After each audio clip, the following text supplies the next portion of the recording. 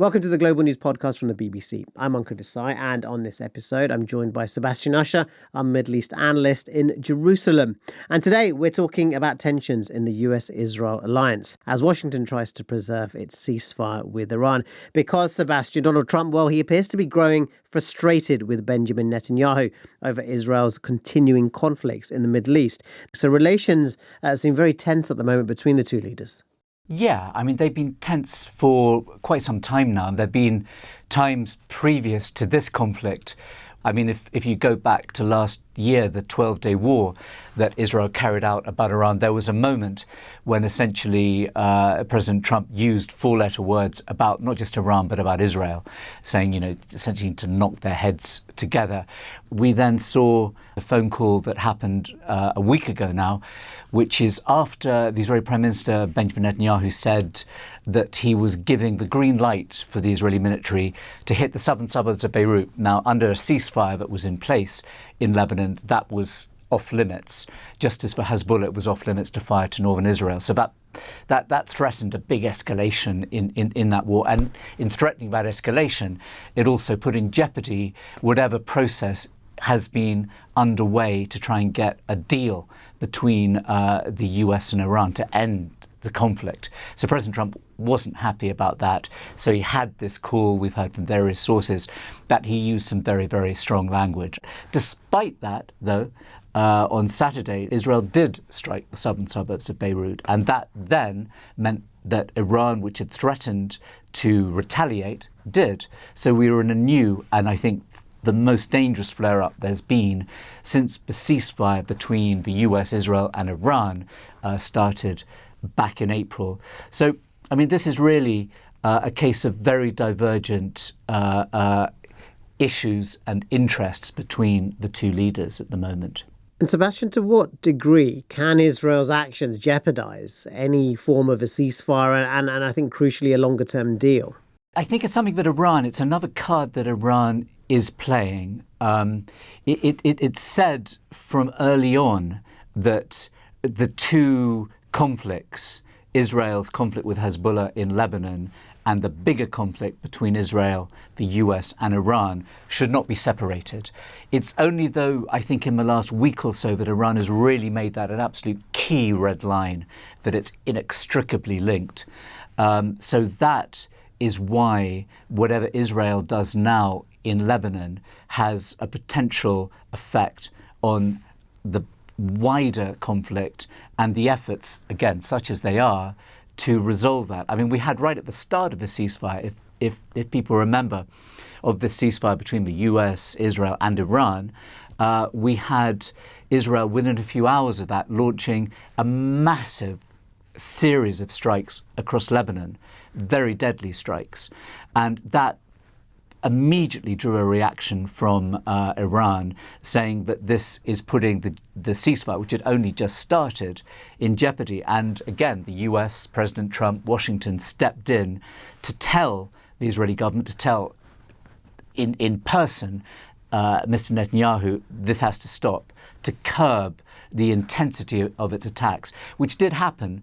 But we've seen in the weeks that have gone by that Israel has almost day by day intensified its military operation in Lebanon, particularly on the ground, its ground operations. It's now moved its troops deeper into Lebanese territory than has happened for more than 20 years. So, as I say, divergent interests. President Trump, it seems from everything that he says now, is desperate, really, to find some way of reaching a deal with Iran to get out of this war with his head held high, being able to declare some kind of victory, that something has been achieved with the aims that he set out.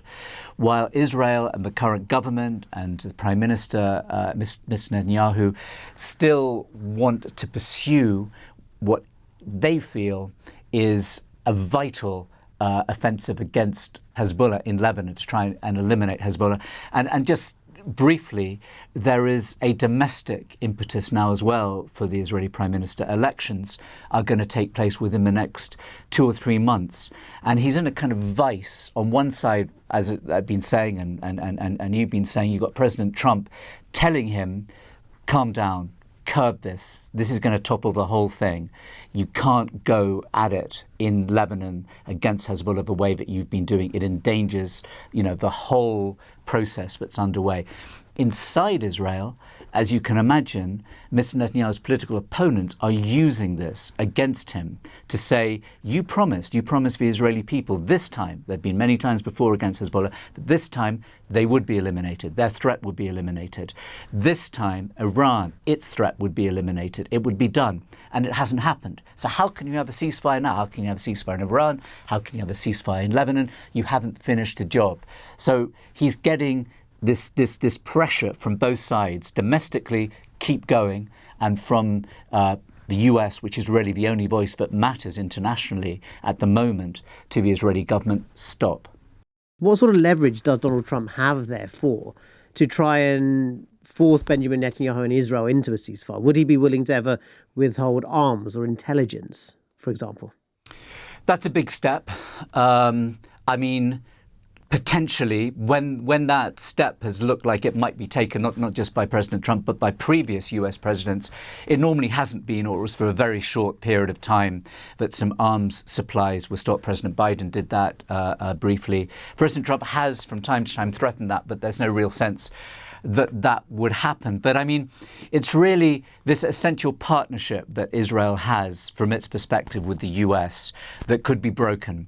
And the way that within the US, Israel's been seen as a special case but needs this sort of support, this kind of backing, that could also be broken. That in some ways is what Israel is most concerned about. That if that broke, if that relationship broke, then it would, as things stand at the moment, it could be in quite a lonely place.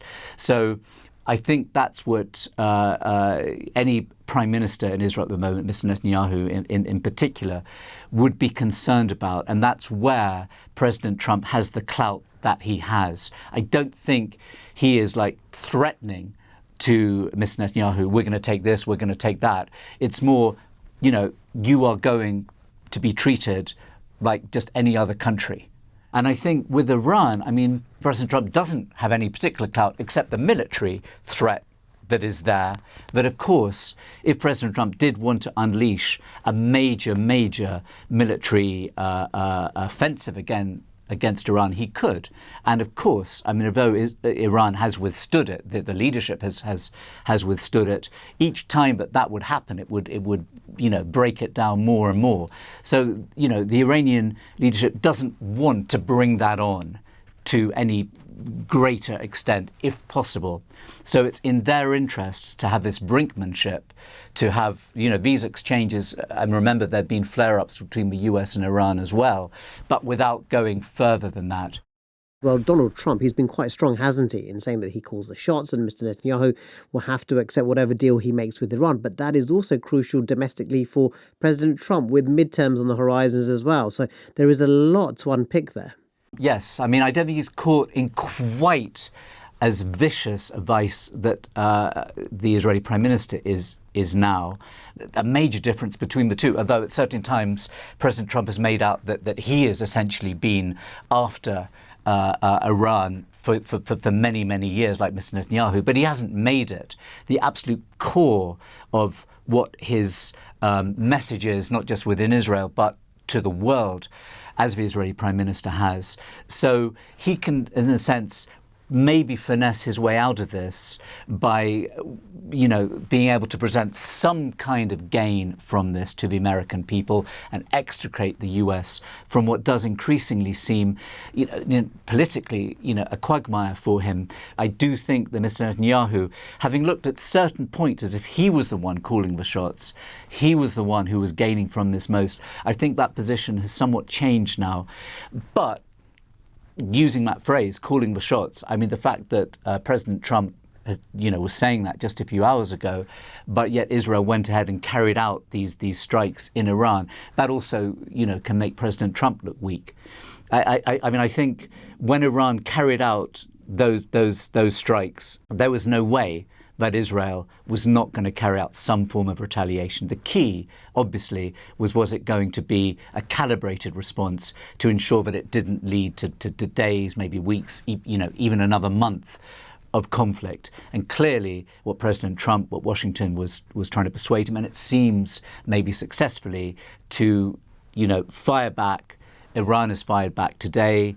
It looks like Israel, fired back again, but that exchange could be over. We really don't know at the moment, but it does seem that this particular episode could perhaps be over. But the issues that are around this, the conflict in Lebanon, doesn't look like it's going to ease off in any way. And as long as that is in the situation that it now stands, this could happen again at almost any time. But as I say, the way that Iran has now bound that situation, that conflict in Lebanon, to the wider conflict means that this kind of trading of fire between Israel and Iran could happen again at almost any moment, and it could, build into something much bigger. Thank you so much for your time, as always, Seb. We appreciate it. Sebastian Usher there, our Middle East analyst. If you'd like to hear more from the Global News Podcast, do subscribe below, and we'll see you on the next one.